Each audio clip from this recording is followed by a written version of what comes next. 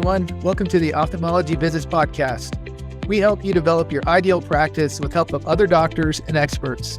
The topics we cover include marketing, management, leadership, recruitment, HR, mindsets, and more. I'm Guido Piquet, one of the co-hosts of this podcast. Every listener of this podcast is welcome to join the Ophthalmology Business Academy at www.obacademy.org. The membership is on us, and it's our gift to you.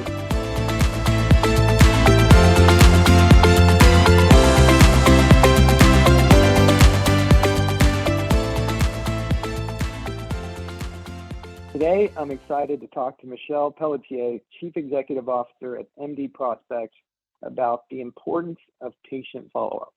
Let's jump in. Hey, Michelle, how's it going? Hi, thank you so much for having me today. I really appreciate it. Yeah, of course. Thank you for joining me. I've had the privilege of knowing you for many years, and we've had a lot of different conversation in regards to patient follow-up and the importance of having a good system to do that. So I know that you're going to impart the listeners with a lot of knowledge today. So thank you again for joining and doing this with me. Could you start just by letting the listeners know just a brief introduction of yourself, kind of how you got into doing what you're doing, and just how you're connected to the world of ophthalmology? Absolutely, and thank you. So I've been working for MDprospects almost for 11 years now. Originally, I was actually a product and project manager for a furniture company. So it might seem like a big leap to ophthalmology, but honestly, it I was didn't know all that. about, yeah, it was for Herman Miller. So it was all about learning about how to give good customer service and connecting those dots, right? So anytime you're doing any sort of project management or account management, you're learning how to connect different departments together and how to communicate and share information. So it was a very smooth transition into ophthalmology, not to mention that as far as industries go, I think I'm pretty lucky in ophthalmology. I've met people like you. I've met some fantastic people along the way that have been great mentors, and I've really enjoyed it. That's awesome. And it's, it's a part of the fun part of medicine, right? We get to help people see. So it's, they like us. Yes, it's a positive Um, industry. Right. So let's talk about today's topic, which is patient follow-up. So, as you mentioned, we've worked together over the years, and you've worked with many other practices. So can you tell the listeners, why is follow-up, other than the obvious reasons of, patients want you to call them back or whatever the case, but why is patient follow-up so important for a practice, and why must they focus on it? Well, patients aren't patient these days. Everybody is a now buyer or wants information right away. You have a very short attention span or period of time to get somebody's attention before they've moved on to something else on their phone. So patient follow-up is important because it's the expectation of your patients. They fill something out, they're expecting a response and something to educate them further and keep the conversation going at every key stage. A good example actually is I just made an appointment for my cat at the vet, and they haven't sent me any sort of appointment reminder. So I'm kind of like, when is that appointment? And that's pretty much what you don't want to leave your patients in, is in the dark. Because when you leave them in the dark, they make their own conclusions, right? Absolutely. And it's very competitive out there. So whether if you're not following up with somebody who's reached out to you that's inquired about your services, someone else is. And that's the way that you should always see it, is they're not just reaching out to you, they're doing their research online and they've probably reached out to multiple practices. So if you're not, first in line, somebody else very well could be. Right. And you mentioned your example of you were already a customer of that in that particular situation, but there's different parts of that funnel from a customer or patient perspective, right? There's maybe you're a lead and you're considering it. Maybe you already part of that system and you need somebody to follow up with you regarding your questions or whatever. So can you just talk a little bit about maybe the different levels of follow-up that a customer or a patient would be part of? Yeah, absolutely. So, of course, the start of it is always going to be the people who are researching or wanting to learn about your services. We refer to those often as leads or prospects. So, there's somebody that's not a patient of your system or your practice at this time. Or they could be somebody who might be seeing you for general eye care, for an example, but they're considering LASIK. So those are the people that you want to make sure that you're engaging right away so you can get them into your process and that you're sending them information. But you also have to understand that the people that reach out to you from any campaign that you're running, whether it's pay per click, Facebook, or just from SEO on your website, is they're going to come to you in different stages. So not everybody is a now buyer. Everybody wants information, but it doesn't mean that everybody that reaches out to you is ready to commit. So with that understanding, that's where your first big hurdle comes. How are you going to funnel those leads into whatever follow-up system you're utilizing, and how are you going to prioritize them? If you have limited time, which ones are you going to put the most focus on, and which ones are you going to lean on a little bit more of automation? And how do you prioritize that funnel? And the honest truth is, when you're prioritizing your funnel, focus on your referrals and focus on the people who have requested an appointment or have asked about pricing before you focus on somebody who might be higher up in the funnel. Like, let's say they took a self test. Those are just as valuable, but they're not necessarily ready to commit today. So it's all about balancing that info. And of course, once they're in your system and whether they've had a consult with you, there's many other layers that you need to consider, whether it's people have consults but didn't book treatments, no shows or canceled, what types of follow-up processes do you have there? And then all the way right through to, just simply asking for reviews. So it's very important that you're thinking about your patient communication and structuring which team is going to hold which pieces of it. And if you identify that you can't necessarily do it all, like maybe it's too much for one person's plate, then that's where you need to get strategic about how are you going to handle those stages and divide it up amongst your team. And I can definitely Yeah, talk about the lead part all day long. I know you could. But so you kind of alluded to this too, of the different layers of patient follow-up. But when you talk to practices today, what are some of the ways that you're seeing practices follow up with potential leads or current patients, all the way from the very sophisticated to the not so sophisticated? Like, what are you seeing happen in practices? Yeah, absolutely. Some people just use a blanket solution where they have like a one size fits all follow up process, which can be great if you're limited on staff and you just want to get the information out to them. But when you have the ability to focus in a little bit more, you can have much higher conversion rates. Typically, what I'm seeing for LASIK is it's pretty simple as far as like how they're coming through your website. They're usually people that are considering, they might be kicking the tires on the car. So you're going to set up some sort of sequence to send them information about LASIK, have somebody follow up with them. But an important piece of this that we see, I would probably say probably 40% of practices that I've encountered could definitely work on this piece a lot more, which is make sure your marketing team and your coordinators are communicating with each other, because you're going to have leads coming through this funnel at different stages. They're also being targeted. So maybe somebody ran a campaign. It could be like a discount on LASIK. It could be a just reminding people it's a free consult. It could be very spring themed right now. But what we see often is marketing and the coordinators aren't connecting those dots. So somebody's just getting a form and they're responding to the form, but the patient's been like catered to, or the lead, very specific information on those landing pages. And the person who's answering those patients has no concept of what the patient has seen or been told before they filled out the form. That's always concerning. And I would say, with all the staff turnover that's happened in the past several years for practices and how there's still a lot of turnover, that disconnect is definitely an area that I think is a concern for a lot of practices, because whether it's somebody who was referred to you or requests an appointment, like you have a short window to get that patient's attention. But if you're using marketing campaigns, and I'll give you a good example because I see this one a lot, people will just treat like a form like a contact us form, right?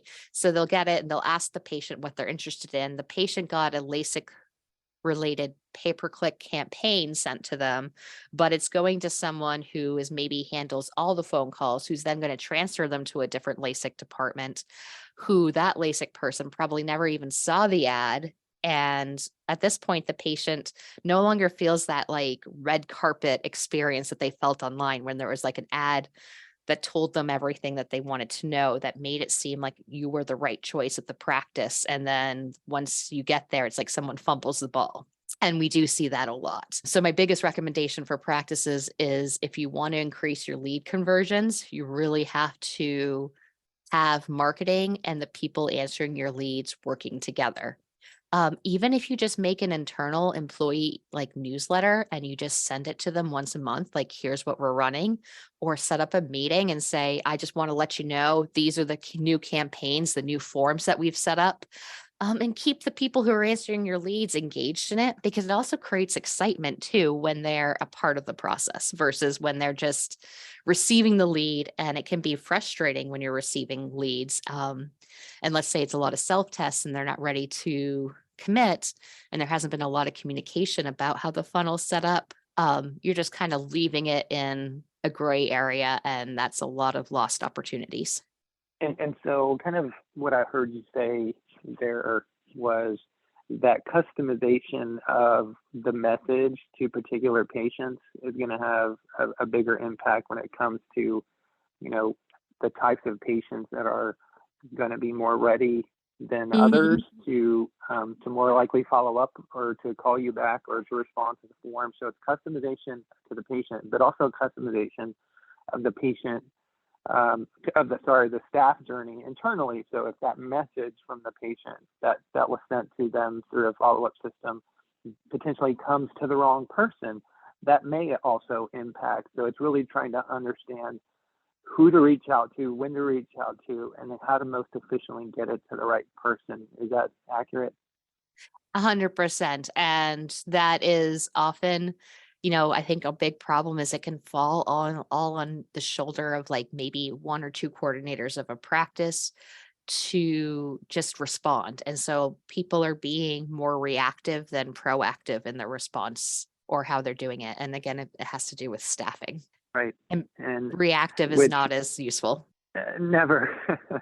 And the other point too, I think that I want to ask you about is the level of automation, because I've had an experience in our practice where you mentioned staffing challenges, you mentioned just the volume of patients, and so those things can be tough when it comes to setting up a good Mhm. follow-up process. So how important is really automating that process to make it very impactful? It's so incredibly important. And I don't believe automation is ever going to be your number one conversion tool. I think it's just one of the tools that you have for conversions.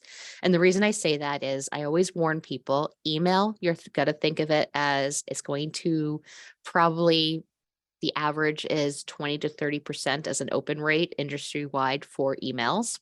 So if you have 100 people, just keep in mind that probably only 30% of those saw the emails.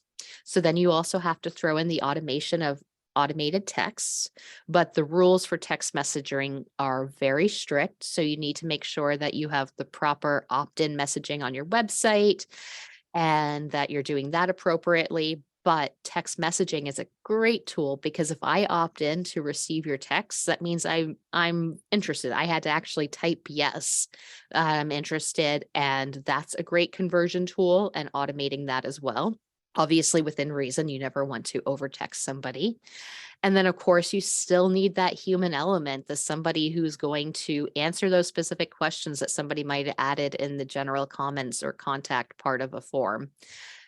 And if you blend those three, it's definitely going to help. But automation doesn't just mean what's going to the patient, it also means automation to the team.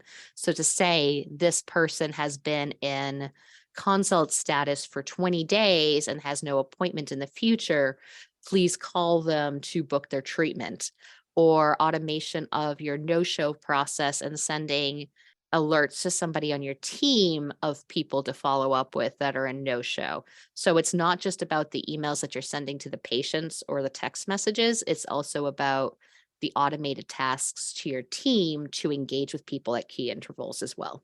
And I'm glad you brought up text messaging, because that was something that I had forgot to bring up earlier. So what I'm seeing, and I don't know if you're seeing the same, but it seems like text messaging, obviously we know it's increasing in importance and how much often people's patients are using it. But there's Mhm. just that callback, call tag, tag you're it game that we tend to play with patients when there's phones. So we try to utilize text messaging, and we seem to get a better response because patients they can respond on their schedule, and we're not going back and forth with voicemail.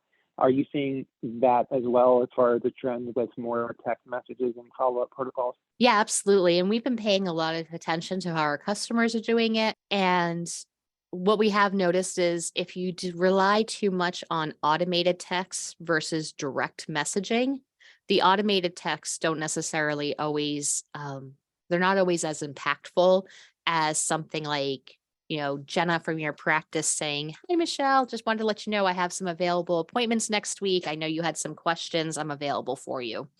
That can also be super powerful in helping with the conversions. You're right about phone calls.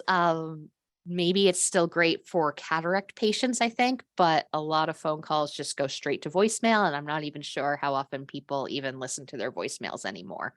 So text messaging is powerful, but if you really want to take your text messaging to the next level, you have to comply with all the rules. And that's very hard for practices to do.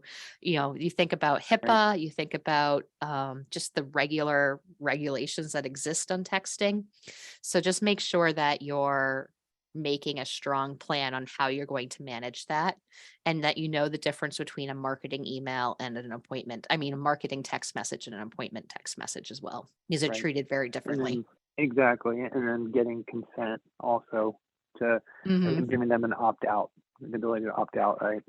Yeah. And people Um, don't love that they have to get text messages opted in to send them, but it's a protection of the patient. So you want to respect that too, because nobody likes unwanted text messages. what about in general, just some different trends? Like, what are you seeing? We just talked about text messaging being more important in follow up. Are you seeing any other trends from practices in terms of the softwares they're using, or just different processes that they're utilizing that are successful, or what are you seeing out there? Yeah, that's a great question, actually. So, obviously, I think every practice should have some sort of CRM in place on the front end because you need to be communicating with your prospects and making sure you get them to the point of becoming a patient and catching them if they don't move all the way through to treatment. So, that's step one. But there's a lot of really great patient engagement systems, which is different than a CRM. I'm from the CRM world. The patient engagement tools, there's so many wonderful ones out there, and it's definitely taking worth taking the time to explore what your options are. And when I talk about patient engagement, it could be anything from patient recall software to something that lets people like have their own portal that they can go into on their phone, to whether it's reorder contact lenses or to cancel or reschedule their appointments through your patient portal, or if you're using a third party that gives access to do that as well through it. Those are very essential these days. Most practices struggle to answer the phone. So and we see it in reviews as well. One of the frustrating things for a lot of patients is if they need to cancel or reschedule or make an appointment, phone calls are a terrible way to do it these days because you're going to be put on hold. You might not get the right person, and you have a limited amount of time in your own schedule to make that work. Or you might just get a voicemail and then they're going to call you, like you said earlier. So, one of the trends that I'm seeing is more people are taking the time to look at their patient portals or look at third party solutions. Some that come to mind are things like Promptly or Clearwave, both fantastic solutions of ways to just engage your existing patients and communicate with them securely as well. And then, of and course, my and just favorite, like you mentioned too. I was going to say my favorite too, which is where we also handle review software as well and getting reviews from patients. Right. Because it's almost like it's an all-encompassing thing, right? You kind of have to look at it, like we said earlier, you have to look at it from start to finish. Like, what are the touch points of that patient so that they make sense logically? Because you don't want to contact a patient 10 times in the first week and then never reach out again. You have to look at it Hmm. holistically and say, what's going to be most impactful for that patient and what's And going to actually, improve their experience. yeah, and that's a fantastic point that you bring up too. When you talk about the patient experience and what's impactful, people will tend to have multiple systems that are all reading their practice management systems, plus they have their practice management systems. And sometimes we've discovered that, like, someone might have our system sending a no-show email series, and they're also having their patient scheduling system send a no-show series, and maybe something's coming from their PM system. So just make sure you have someone who's paying attention to all the different solutions and what you're sending out so you don't have overlap too. So a patient isn't like, I just opted out from this email, but now they're getting an email from another system that doesn't know that they opted out, and that creates some frustration. Right. And so one more thing I wanted to mention on that was online scheduling, which you Mhm. mentioned. So if you have a follow-up system that takes a patient to a point and now you've offered them the option to call you, it's possible that if you don't have the capacity to handle them right away, they might get lost, frustrated. But Mhm. I see the importance of online scheduling is just huge because that patient may get that message after hours or they can't respond right away. So, in any follow-up protocol, I think online scheduling is huge. And I don't know, I'm sure you agree with me, but I've heard some practices that are not really for online scheduling because they think that they have to vet their patients and they have to say, well, this kind of patient can only go here and this kind of patient can only go here. And I think the practices that are not taking advantage of online scheduling are missing out on a huge opportunity to get to the patient's level and give that level of care that is just next level and allows the patient to take care of their own health on their time. So what do you think about online scheduling? Um, I think that if you don't have it, you're just missing opportunities left and right. So there's two kinds of online scheduling that I see out there. We provide online scheduling, but we're focused on getting new business. So that's somebody like outside of the patient portal that you're trying to get new LASIK leads or new cataract patients, and you're getting them into your funnel. And then there's great other systems that do it where it's existing patients can schedule. You also have your patient portal. So again, it's kind of mapping out how you're going to do that. What I know is the holdback, and what we generally hear from people when they don't want to do online scheduling, there's two things. One is that their appointment types are too complicated, and that they are afraid of no-shows. So those are both very valid concerns. One of the things that I encourage, if you're uncomfortable with having your appointment types, think about what the intention of your scheduler on your website is. If the intention's for new business, it's okay to create a new template or a new visit type. You could even just call it simply online scheduling so you can keep track of what's coming through there in your PM system. It could be like an online LASIK eval, or, and doesn't mean you're doing the eval online, you're just naming it that way. Just make a simplified appointment type that outside parties can use, whether it's a referring doctor or it's a patient themselves.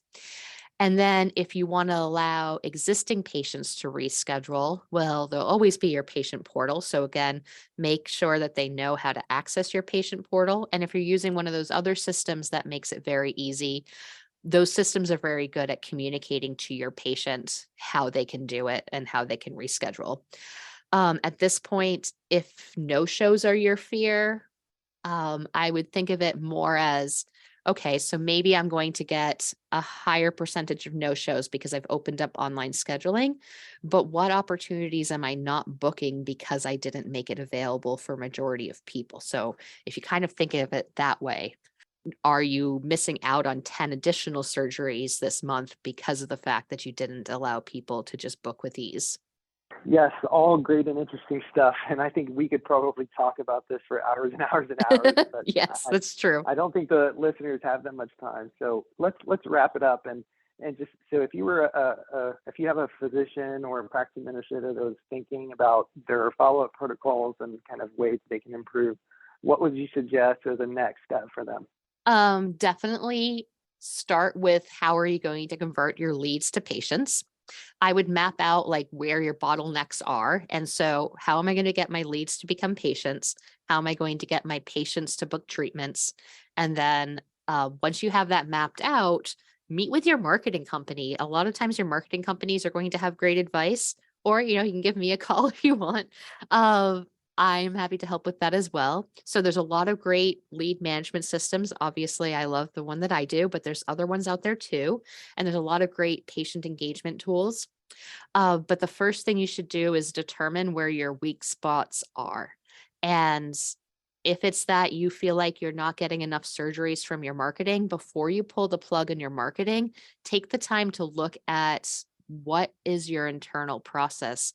When your marketing company's delivering, even if let's say last month they delivered 20 opportunities to you, hopefully more, what happened with those 20 opportunities? How many times were they called? Is it easy for you to see that transparency of how many touch points that happened with them? And start there. And then if you identify that you're spending money on marketing, but you don't actually know what's happening on the other side, that's when you should definitely pull in your marketing person and start looking for CRMs. Awesome. Thank you so much, Michelle, for joining us today and talking about the importance of the Of patient course. follow-up. Appreciate it very much. I always enjoy talking to you, so thank you. Thank you so much, Guido, for having me. And I hope you have a wonderful day. I appreciate this. You too.